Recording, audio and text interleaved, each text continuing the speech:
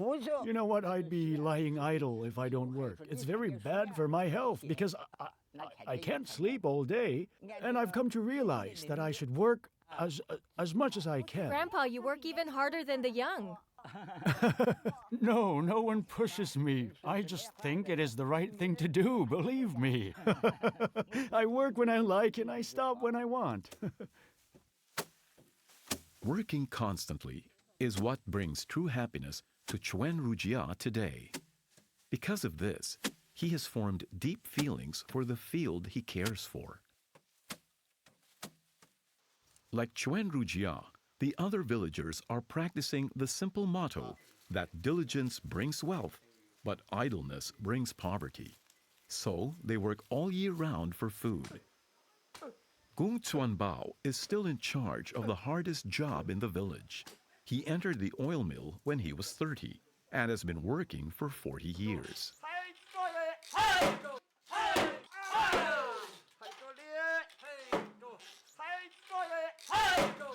I'd like to share a saying with you. A lazy person will be exhausted working in the oil mill. We must work because we've been doing this all our lives. If we stop, we feel uneasy and uncomfortable.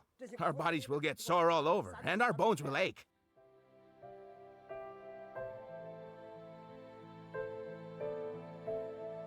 The lifelong habit of hard work is rooted in the formation of the agricultural society.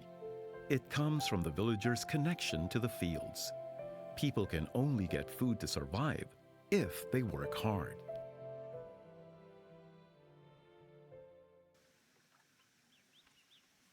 Hu Binbin is a director of the Chinese Village Culture Research Center. He has long been devoted to the research of Chinese village culture and is considered a pioneer.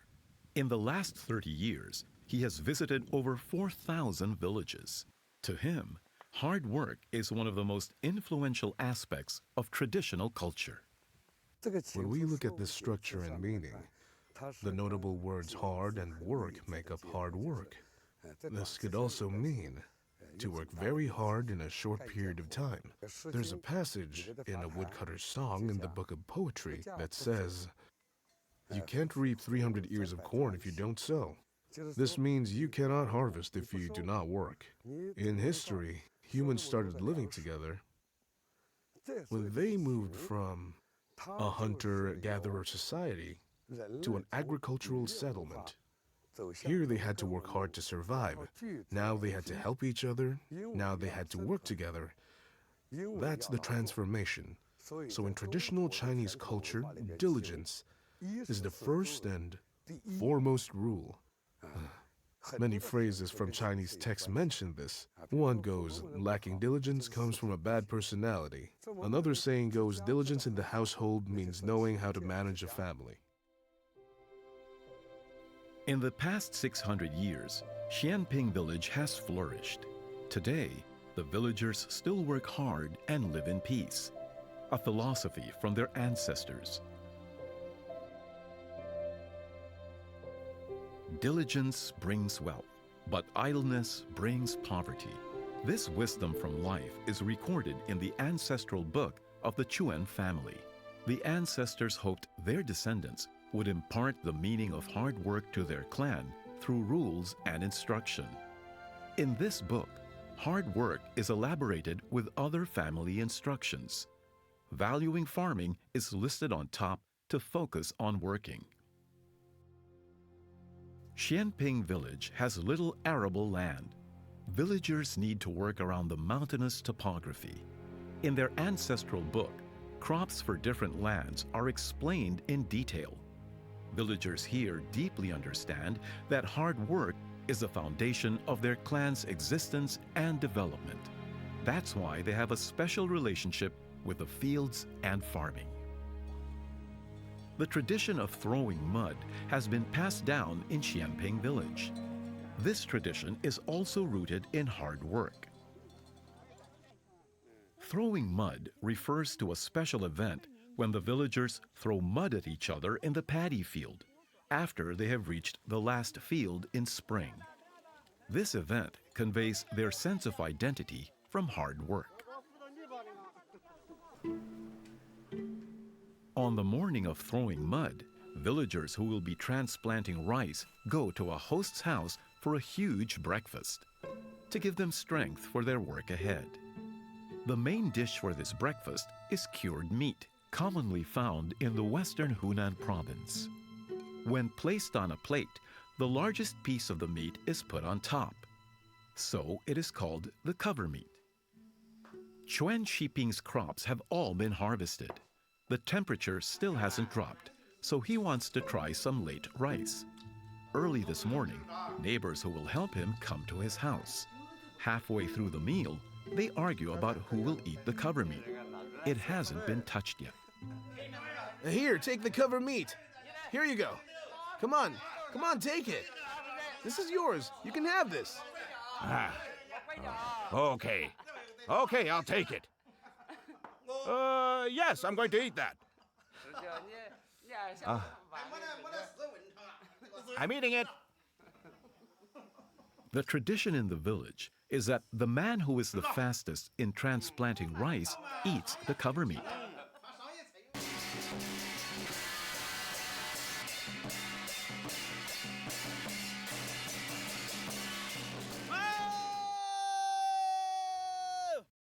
When transplanting, the one who ate the cover meat must be the fastest. If anyone catches up with him and puts a rice seedling in his place, he will be punished. Chuen Shiping goes down first. At less than 10 meters, he is far ahead of the man behind him.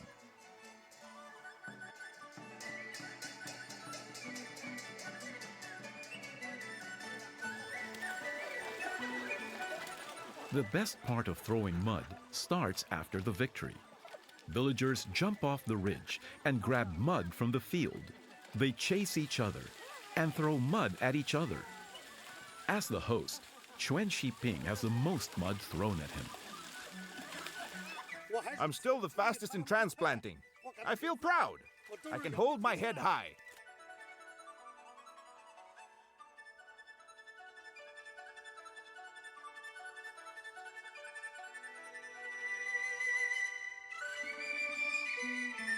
Shenping villagers throw mud at each other and race to transplant the fastest. They have insight into their relationship with the land. To be rewarded by the land, they must farm it diligently.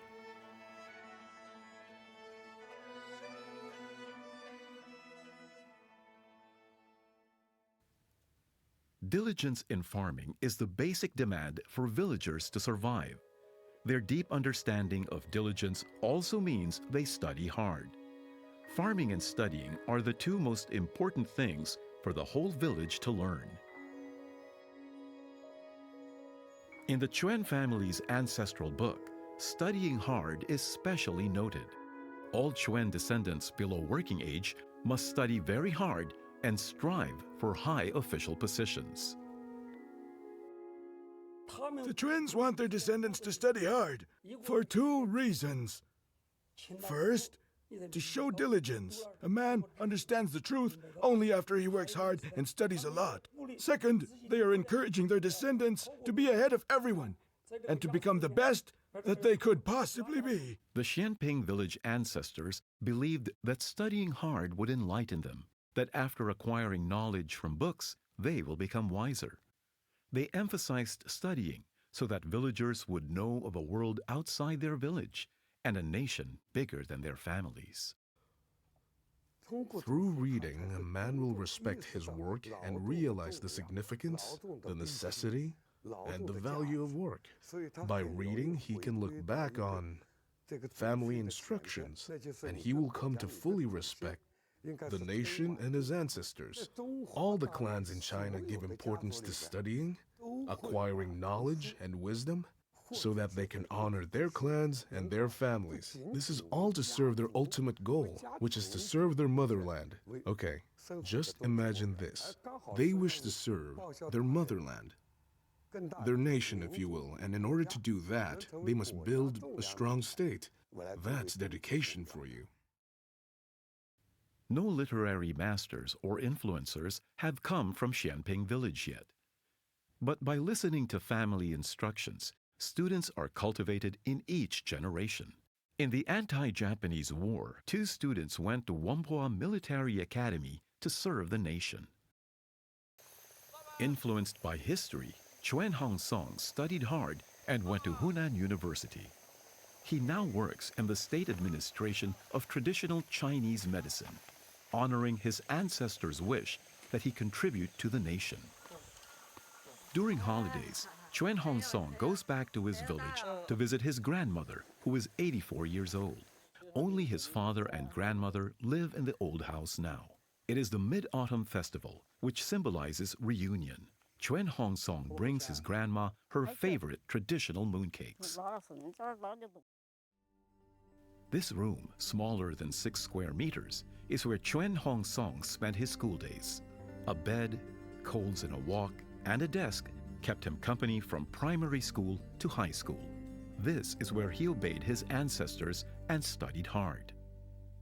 To be honest, our village in western Hunan province is poor and in a relatively backward state. When I was young, there were no lights in the village. We used kerosene lamps. It was always windy in winter and cold.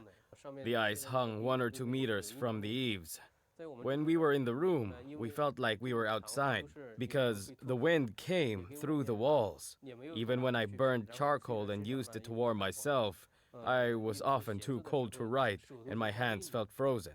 I had to warm myself each time before I wrote or read, and I'd repeat the same process over and over again. His days were filled with long hours of studying. It was in this room that he learned he was admitted to Hunan University. His studying hard came from his family's teaching of diligent studying. When his grandfather was young, Chuen Hong Song's great-grandmother lived on a mountain with terrible transportation. Children had to risk walking through a forest to reach school. They were exhausted after walking for 2 hours. To help the children, Chuen Hong Song's great-grandparents spent 1 year building a road with their bare hands that started at the top and ended at the bottom of the mountain. This cut the students' travel time to school in half. My father-in-law expected his 3 sons to study. That's why he built this road. If he hadn't done so, his sons couldn't go to school. There was no road at all. So you see, he had to build one himself with his own hands. They connected it to the main road. Yes, down to the main road. The road was built near the reservoir. Schools and teachers were down the mountain, but none of them were on the mountain. You see? Honoring their ancestors' wish, Chuen Hong Song's great-grandparents taught their sons to study hard. Because of this influence, almost everyone in Chuen Hong Song's generation has become outstanding in the fields they work in. Farming and studying have been the rules of life for the villagers for centuries. The ancestral book of the Chuen family even mentions punishment for lazy men. Idling about, drinking, and gambling, whoever lazes around and does nothing, whoever gathers to drink and gamble, or whoever doesn't work and doesn't value farming is a bandit or something similar. It means they have no honest work or have an illegitimate occupation. So they'll be punished by the head of their clan. A man such as that is considered disowned.